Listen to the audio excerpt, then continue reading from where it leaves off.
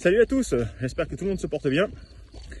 Là, je suis en train de me couper en plein dans ma course parce que quand vous courez, quand vous faites du sport, ça libère certaines hormones, etc.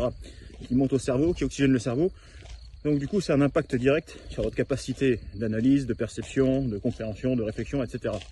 Du coup, tant que c'est chaud, j'en profite pour vous partager ça.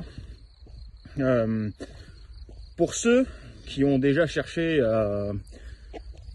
à quitter l'armée, la police, etc. et à retrouver un métier donc dans le civil, hein, vous êtes peut-être passé par des organismes de reconversion du style, le plus connu là pour les miloufs, Défense Mobilité. Ça vous parle? Il y en a qui ont fait le parcours. Bon, qu'est-ce qu'il en ressort d'après vous? Même si jamais ça se passe bien pour vous, techniquement je parle, qu'est-ce qu'il en ressort? Pourquoi malgré tout il y a toujours ce sentiment d'amertume de c'était mieux avant, j'arrive dans un monde que je ne comprends pas, et c'est pas faute de ne pas vouloir m'y adapter, mais ce monde parle une langue que je ne comprends pas. Tout ce qui me faisait vibrer, tout ce qui donnait du sens à ma vie, à ma fatigue, à mon engagement, etc. n'existe plus, voire même vous passez pour un extraterrestre. Pourquoi? Et là j'en viens aux organismes de reconversion.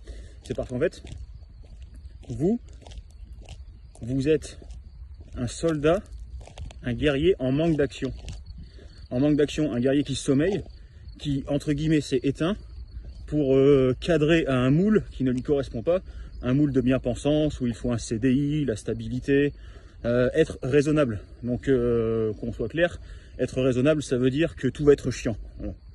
Ça ne veut pas dire que, objectivement, que ce que vous faites est doué de raison, parce que lorsque vous commandez des mecs sous le feu, que vous êtes un spécialiste qui va, je sais pas, rentrer dans un bâtiment avec tous les risques que ça comporte, ça demande un peu de raison quand même. Du courage, de la force, de la testo, très bien. Ça demande quand même un peu de raison pour faire les choses intelligemment. Donc en fait, on vous dit qu'il faut être raisonnable, mais vous l'êtes déjà raisonnable.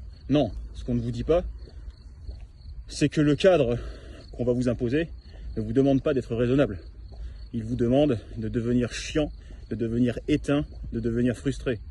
Quelque part, c'est ça. Et le problème de ces organismes de reconversion, c'est qu'il y a un monde entre vous, votre façon d'être, et la gestion administrative de ces organismes qui, bon, très bien, rendent des services, c'est très bien. Mais il y a quand même un monde.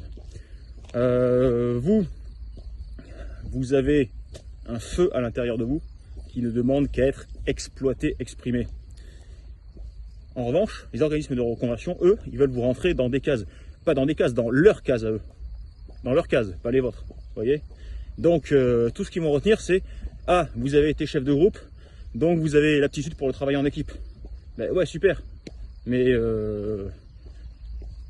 si derrière, vous êtes plus malheureux que ce dans quoi vous étiez avant, c'est qu'il y a un problème de fond qui n'a pas été réglé. Vous voyez où je veux en venir? Bon ben voilà, tout ça pour dire que le projet que j'ai pour le groupe est concrètement en train de bien avancer. Et comme on apprend aussi en enseignant, je me suis rendu compte qu'il va au-delà de ce que j'espérais, de ce que j'imaginais au début. Donc c'est une bonne nouvelle. Je continuerai à vous tenir au courant de son avancée, mais attendez-vous à quelque chose qui concrètement n'aura rien d'une méthode miracle. Hein. C'est pas la peine de vendre des trucs qu'on voit et qu'on revoit en marketing. Mais en revanche, ouais, ça va vous aider clairement à comprendre qui vous êtes et à savoir vers quoi vous devez aller. Bonne journée à tous.